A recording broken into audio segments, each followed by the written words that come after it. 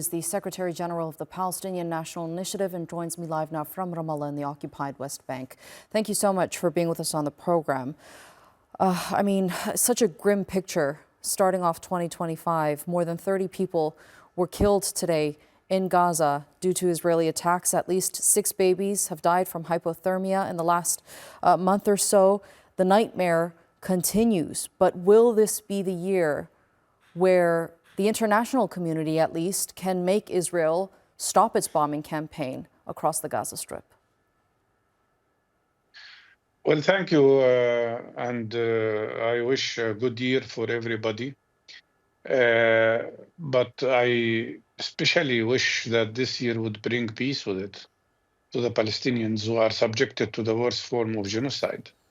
I think what we are subjected to is a combination of 3 war crimes: genocide, collective punishment, and ethnic cleansing. And the situation is absolutely drastic. The Western government, the West is not one thing. The West is divided, in my opinion. There are mainly the Western governments, most of whom have not only been supportive to Israel while it is committing genocide, but some of them have been participant in the genocide. When you hear that the United States of America provided Israel with 50,000 tons of explosives that were thrown on Gaza and on Lebanon, and when you hear that the United States has given Israel $40 billion during the course of the last 15 months to conduct this terrible war and to continue the war, and the same applies to many other governments that continue to supply Israel with weapons, regardless of the fact that a genocide is happening and regardless of the fact that the International Criminal Court is accusing Netanyahu and Gallant of committing war crimes. There are many good people in the West who are demonstrating every day against this genocide, but unfortunately, most of the Western governments are supporting the genocide. And in reality, the case of Gaza has exposed the whole international world order and exposed the level of hypocrisy when Western governments speak about human rights and international law and international humanitarian law. This war must stop, and it will not be stopped unless sanctions are imposed on Israel. Without sanctions, any talk, any diplomatic talks, any statements means nothing.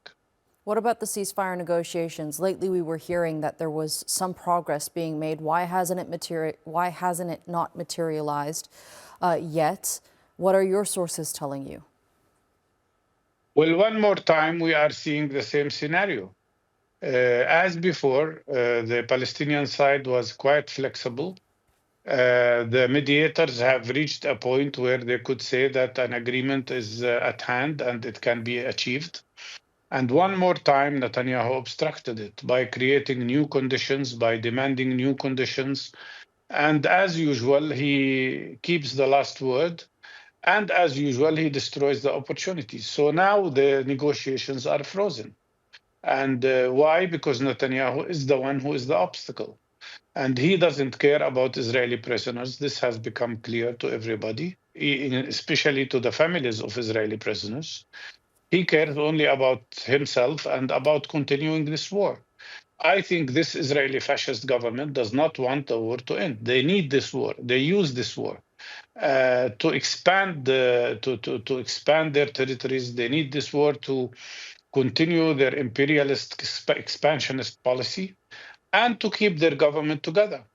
That is the reality. They don't care even about the lives of their own prisoners.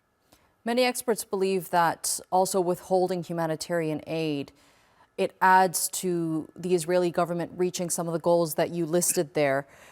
Is Israel deliberately making the conditions worse in Gaza to, conduct these operations across the Gaza Strip, particularly that what we're seeing in the north, with them cutting that part of the Strip completely off from the rest of the enclave?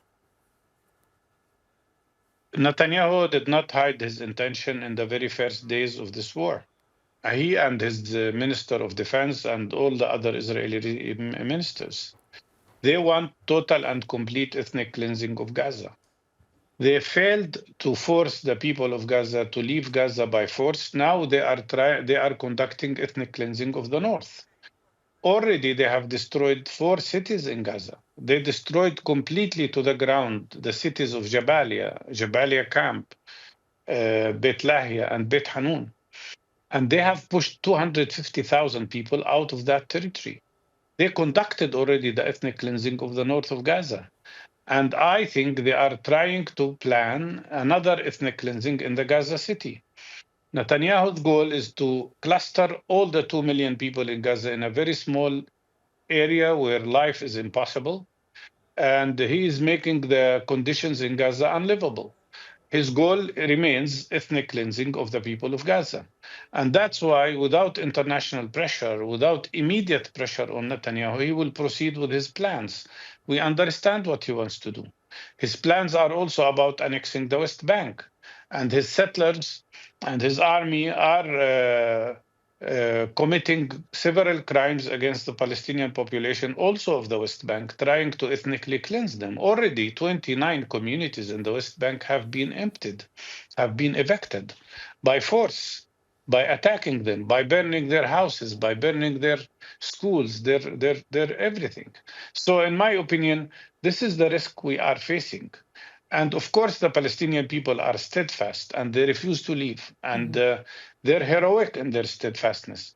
But the world really did not show any empathy, a serious empathy to the Palestinian suffering.